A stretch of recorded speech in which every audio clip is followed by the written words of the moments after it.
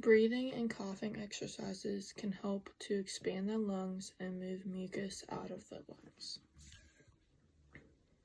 Post-surgical coughing helps to remove mucus from the lungs.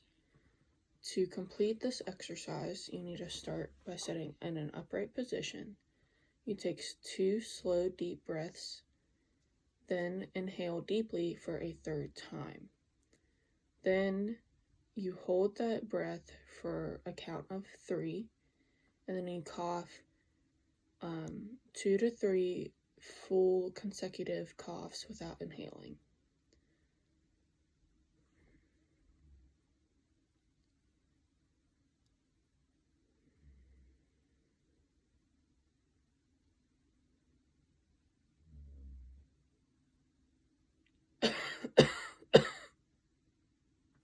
You want to use this technique 2 to 3 times every couple of hours while you're awake.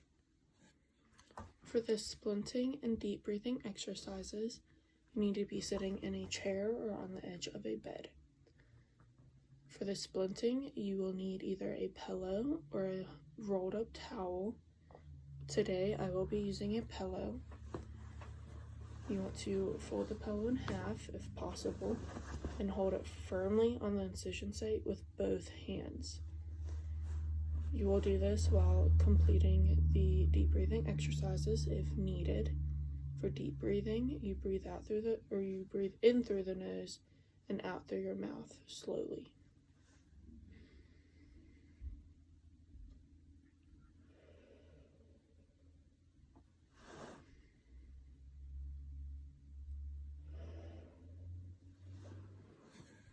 Using a spirometer helps promote lung expansion that is in a measurable unit.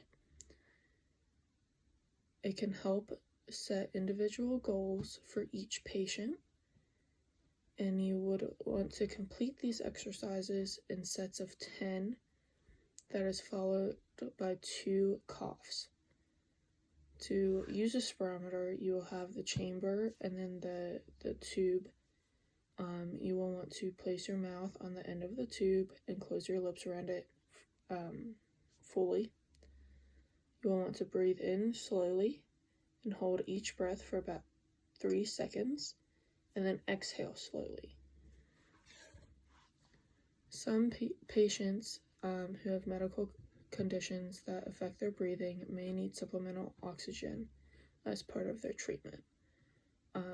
When patients need this, there are 2 different types of oxygen containers.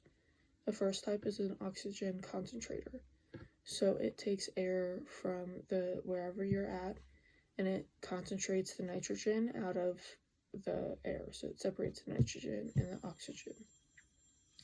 Then there are oxygen cylinders that contain compressed oxygen gas.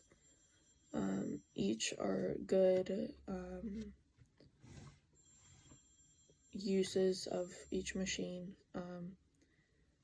Some safety tips that people need to make sure they follow when they are on oxygen is keeping the oxygen tank away from any open flame or heat source, because it is extremely flammable.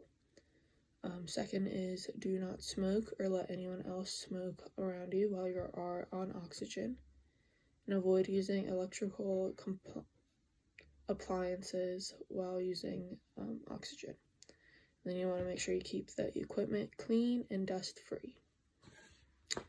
Pain management. If you are having any pain while doing any of the exercises we reviewed today, you do need to let your nurse know right away, and they can either adjust your treatment plan to either help avoid the pain or make it not as bad, or they can give you some pain medicine before you start the treatment.